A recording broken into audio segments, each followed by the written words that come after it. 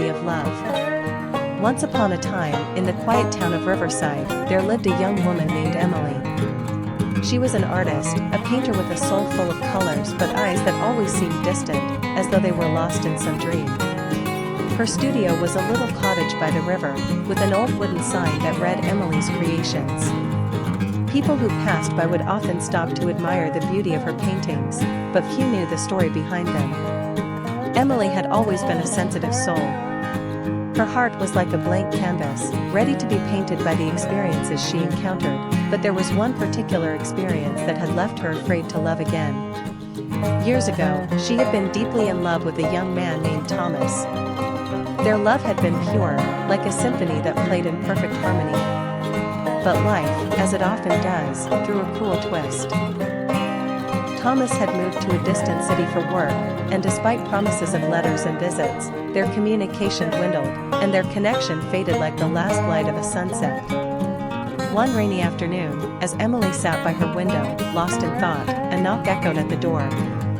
She opened it to find a man standing there, holding a bouquet of wildflowers. He was tall with soft brown hair, and his eyes, when they met hers, sparkled with an unspoken recognition. He introduced himself as Alex. He had just moved to Riverside and, having heard about her art, wanted to commission a painting of the river for his new home.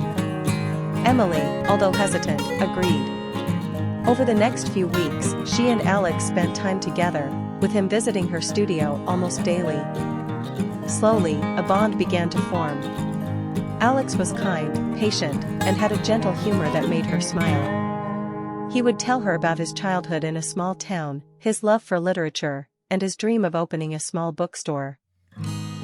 There was something about him that made Emily feel alive again, something that stirred the quiet melody of her heart. Yet, despite the warmth Alex brought into her life, Emily couldn't shake the fear that she might lose him the way she had lost Thomas. The memory of that past heartache still lingered, a shadow she couldn't escape. She pushed Alex away, unsure of how to handle the feelings she was developing for him. One evening, as they sat together on the riverbank, Alex turned to her, his expression serious. "Emily," he began softly, "I know there's something you're not telling me. You've been holding back, and I want to understand why." Emily looked away, her heart pounding in her chest. She had always been good at hiding her feelings, but Alex saw through her walls. "I'm afraid," she whispered. "Afraid of letting someone in again. I loved someone once, and when they left, it broke me. I don't know if I can go through that pain again."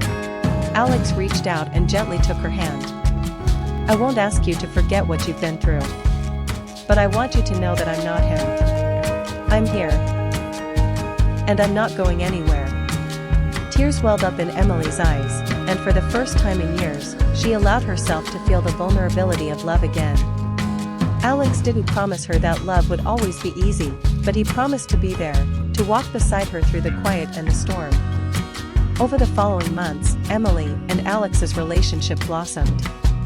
They shared moments of laughter, quiet nights reading together, and dreams of a future that felt uncertain, but full of hope. Emily painted again, this time creating pieces that captured not just the world outside, but the world she had rediscovered within herself. She painted her love for Alex, not in bold strokes, but in gentle hues, like the soft glow of a sunrise. One day, as Emily finished a new painting of the river at sunset, Alex stood beside her and gazed at it. The colors on the canvas mirrored the emotions they had shared, the warmth of their connection, the depth of their love, and the peace they had found in one another. "I think this is my favorite one," Alex said, his voice filled with admiration. Emily smiled softly, her heart full. "It's my favorite too." And in that moment, she realized that love, like art, could be both a creation and a discovery. It wasn't always perfect or easy, but it was beautiful in its own way, filled with imperfections that made it uniquely theirs. As the years passed, Emily and Alex built a life together.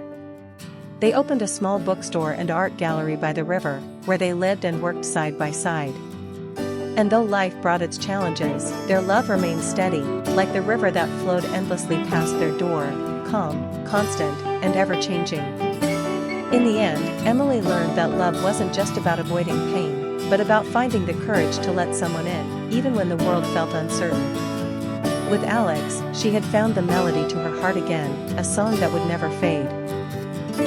And so, the silent melody of their love played on, a beautiful symphony that only they could truly understand.